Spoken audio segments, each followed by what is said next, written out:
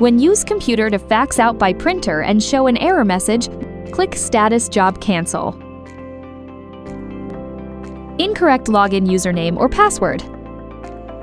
Generally, it means that user login is set for the printer, but the computer did not enter the relevant settings. On the Windows 11, go to Start and click Settings.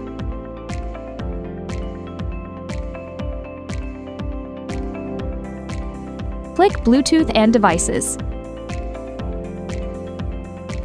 Click Printers and Scanners. Select the target network fax driver.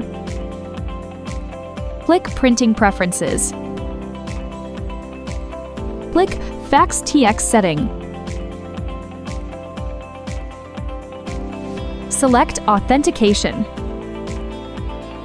Tick User Login. Enter the same login username and password as the printer login. Finally, press OK to complete.